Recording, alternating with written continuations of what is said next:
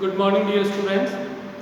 देखिए last day मैंने आपको जो है पार्टनरशिप के अंदर P&L एप्रोप्रिएशन अकाउंट बताया था और ये भी कहा था कि ये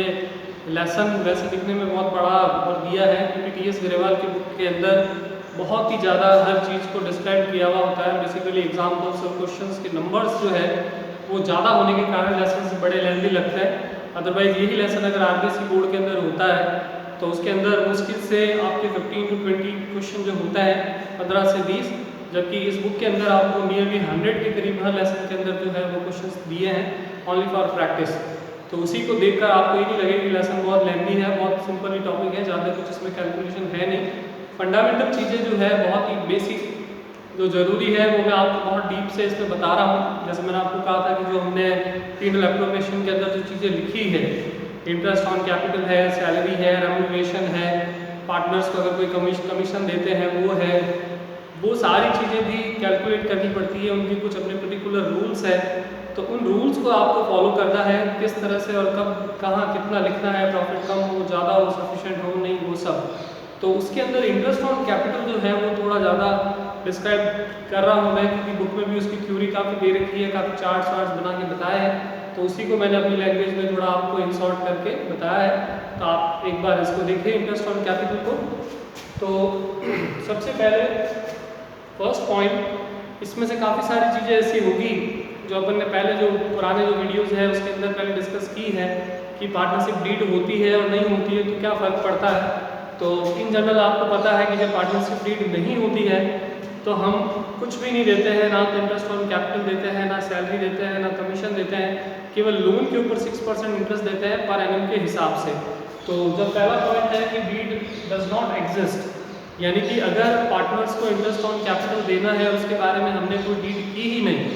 तो अगर पार्टनर ने कोई डीड की ही नहीं तो आप जो है interest on capital is not allowed, मतलब इंटरेस्ट ऑन कैपिटल नहीं दिया जाएगा। तो ये तो बहुत ही सिंपल सा हो गया, इसमें कोई आपको इफ एंड बट है नहीं दिमाग में कि अगर डीड ही नहीं है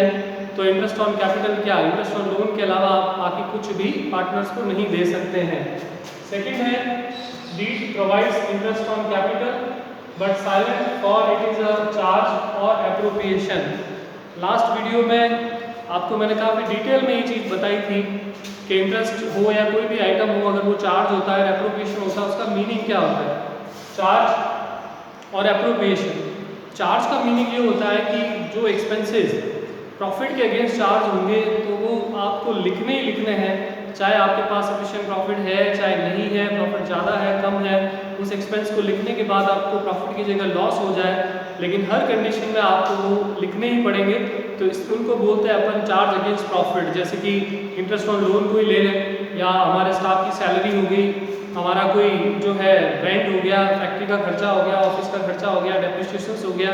तो ये सब हमारी इच्छा से नहीं है कि भाई हम उसको लिखें नहीं लिखें, we have to return of by profit, तो उसको अपन बोलते हैं चार्ज। और एप्रोप्रिएशन का वर्ड का मीनिंग अगेन एंड अगेन मैंने बताया, एप्रोप्रिएशन का मीनिंग होता है कि जो आपने प्रॉफिट अर्न किया है उसको डिस्ट्रीब्यूट करना, उसको अपन बोलते हैं एप्रोप्रिएशन। तो दैट मीन्स कि एप्रोप्रिएशन जो है वो होने पर आप प्रॉफिट को डिस्ट्रीब्यूट कर रहे हैं, तो ऑब्वियस है कि प्रॉफिट होगा तो ही तो आप इंटरेस्ट दे पाएंगे। अगर प्रॉफिट नहीं है तो अप टू प्रॉफिट तक आप अपना कोई भी एक्सपेंस चार्ज कर सकते हैं, उससे ज़्यादा नहीं। तो इसको ईजी करने के लिए बुक में भी और मैंने भी यहाँ पर इसको डिफरेंट अलग अलग कंडीशन में बांटा है कि कब कौन सी कंडीशन में आपको क्या करना है। तो पहला है कि आपके पास अगर क्वेश्चन के अंदर सफिशिएंट प्रॉफिट है, सफिशिएंट प्रॉफिट मीन्स कि जैसे मान लीजिए ए बी है, उनका इंटरेस्ट 20,000 और 10,000 है, मतलब टोटल 30,000, और जबकि आपके पास प्रॉफिट है 50,000, तो दैट मीन्स कि 50,000 में से 20 + 10 30,000 आप इजीली निकाल सकते हैं। पीछे बचेगा जो प्रॉफिट 20,000 वो पार्टनर्स के अंदर उनका जो भी प्रॉफिट शेयरिंग रेशियो होगा 1:2:1 जैसे भी डिस्ट्रीब्यूट करेंगे। और अगर क्वेश्चन में प्रॉफिट शेयरिंग रेशियो नहीं दे रखा है तो दैट मीन्स कि deed is silent about distribution of profit, then we will distribute our profit equally in all partner, चाहे 2-3 जितने भी पार्टनर होंगे वो। तो मतलब ये डीड होना नहीं होने का जो मैटर है वो भी बहुत ईजी है। डीड नहीं है आपके किसी भी चीज़ के बारे में, प्रॉफिट के बारे में, तो उसका क्या करना है उसको मैंने पिछले चार्ट में ही आपको बताया है। फिर अगर हमारे पास सेकंड कंडीशन है इसके अंदर कि प्रॉफिट जो है हमारे पास सफिशिएंट नहीं हो तो क्या करेंगे। तो अगर हमारे पास प्रॉफिट सफिशिएंट नहीं हो तो हमको क्या करना है, तो इस कंडीशन में अपन को ये ध्यान रखना है कि अगर हमारे पास प्रॉफिट सफिशिएंट नहीं हो या पहले से लॉस हो तो हम इंटरेस्ट उतना ही दे पाएंगे जितना कि हमारे पास जो है प्रॉफिट होगा, और उसके लिए फिर हमको इंटरेस्ट ऑन कैपिटल का खुद का रेशियो बनाकर उसको यूज में लेना पड़ेगा। इसका मीनिंग ये हुआ कि जैसे मान लीजिए मैंने पिछले एग्जांपल में बताया कि पार्टनर है, उनका इंटरेस्ट जो है वो 20,000, 10,000, 30,000 है। अब मान लीजिए कि हमारे पास प्रॉफिट ही 30,000 है एग्जैक्टली, तो मीन्स देना भी 30 है, इंटरेस्ट भी 30 है, प्रॉफिट भी 30 है। तो आप फर्स्ट को 20,000 का इंटरेस्ट दे दो, सेकंड को 10,000 का इंटरेस्ट दे दो, प्रॉफिट में से वो चार्ज हो जाएंगे और एग्जैक्टली आपका प्रॉफिट जो है वो जीरो हो जाएगा। लेकिन वो तो तब होगा जब हमारे पास इंटरेस्ट देने के लिए सफिशिएंट प्रॉफिट हो तो। लेकिन हम यहाँ बात कर रहे हैं एजुकेटेड, मतलब कि प्रॉफिट आपके पास सफिशिएंट ना हो तो क्या करें। अब मान लेते हैं कि हमारे पास जो है वो प्रॉफिट सिर्फ 15,000 है और जबकि हमको इंटरेस्ट देना है 20 + 10 30,000। तो इस कंडीशन में हमको क्या करना है, अकाउंटिंग में आप हमेशा ध्यान रखिए इन फ्यूचर जो भी आगे भी आप अकाउंटिंग पढ़ेंगे कि जब हमारे पास पैसा कम हो, अमाउंट जो है अवेलेबल कम हो और ज़्यादा लोग हैं जिनको हमको पेमेंट करना है, तो उनकी अमाउंट की ड्यू का जो रेशियो बनता है उस रेशियो के अंदर हम जो है वो इंटरेस्ट का पेमेंट या जो भी अमाउंट है उसका पेमेंट करेंगे। लाइक जैसे हमारे पास है 15,000 और हमको इंटरेस्ट देना है 20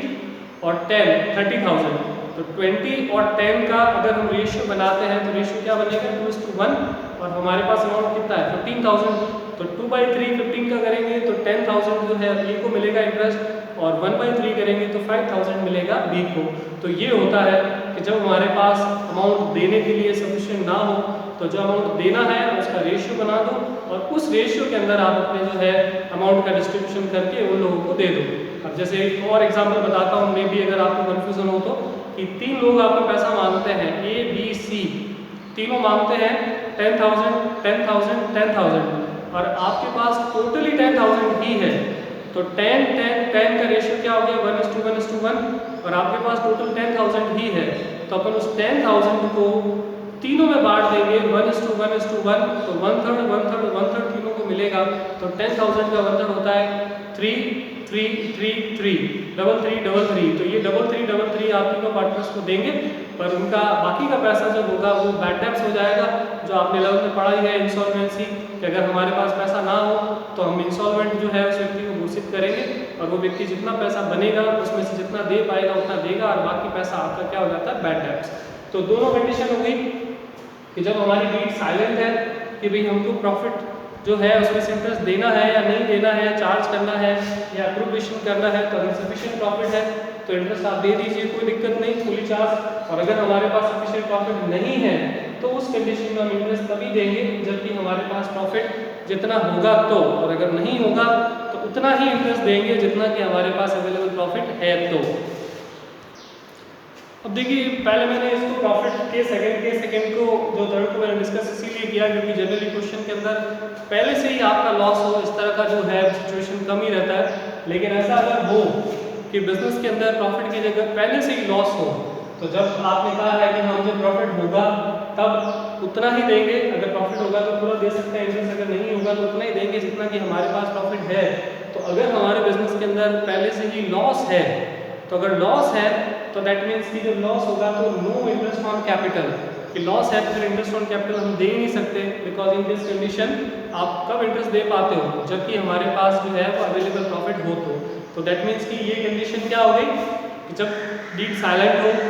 या कुछ ना लिखा हो तो हमको तभी इंटरेस्ट देना है और उतना ही इंटरेस्ट देना है जितना हमारे पास प्रॉफिट हो। और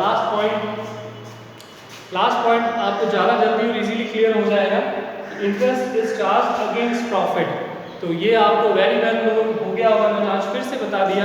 कि इंटरेस्ट को जो है हमने चार्ज माना है, मतलब कि इंटरेस्ट तो आपको देना ही देना है हर हाल में, चाहे भले आपके पास में प्रॉफिट सफिशिएंट हो चाहे ना हो। तो interest is allowed whether the firm earn profit और इनकर्ड लॉस। तो इसका मतलब कि हर हाल में आपको जो है इंटरेस्ट देना है। अगर इंटरेस्ट देने के कारण फर्म लॉस में चली जाए तो लॉस को भी पार्टनर्स जो है वो डिस्ट्रीब्यूट कर देंगे। जैसे मान लीजिए मैंने वो एग्जांपल बताया 20 और 10 वाला, कि आपके पास जो है प्रॉफिट है वो 10,000 ही है और आपको इंटरेस्ट देना था, तो आपने इंटरेस्ट दे दिया 20 और 10 30,000, आपको पहले से ही जो प्रॉफिट है वो कम पड़ रहा है 10, तो 10,000 का प्रॉफिट था, 30,000 इंटरेस्ट दे दिया तो 20,000 का उनको क्या हो जाएगा, लॉस हो जाएगा। तो उस लॉस को फिर अपने रेशियो में क्या करेंगे, डिस्ट्रीब्यूट। तो एक महीने में अगर हम देखें तो ये सिचुएशन ज़्यादा इजी है कि भाई इसको इंटरेस्ट को आपको लिख ही देना है, चाहे भले आपके पास सफिशिएंट प्रॉफिट हो या नहीं हो, उससे कुछ भी फर्क नहीं पड़ेगा, नो मैटर कि भी इंटरेस्ट देने के लिए प्रॉफिट था या नहीं। तो मतलब दो कंडीशन तो बहुत ही सिंपल हो गई कि जब नीड ही नहीं है तो इंटरेस्ट देना ही नहीं है, जब प्रॉफिट चार्ज करना है, अगर आपको इंटरेस्ट को चार्ज अगेंस्ट प्रॉफिट करना है तो इंटरेस्ट देना ही देना है कुछ भी हो। और लास्ट कंडीशन जो मेन होती है ये इम्पोर्टेंट कि जब साइलेंट रीड हो कि पता नहीं है कि प्रॉफिट चार्ज करना है, इंटरेस्ट चार्ज करना है या नहीं चार्ज करना है, तो फिर ये तीन केस बनेंगे कि लॉस है तो देना नहीं, सफिशिएंट प्रॉफिट है तो पूरा इंटरेस्ट दे दो, और प्रॉफिट अगर कम पड़ रहा है तो उतना इंटरेस्ट दे दो जितना कि हम दे सकते हैं। तो ये इंटरेस्ट के बारे में इसके अंदर मेन आपका सारा कैलकुलेशन आपको ध्यान रखना है।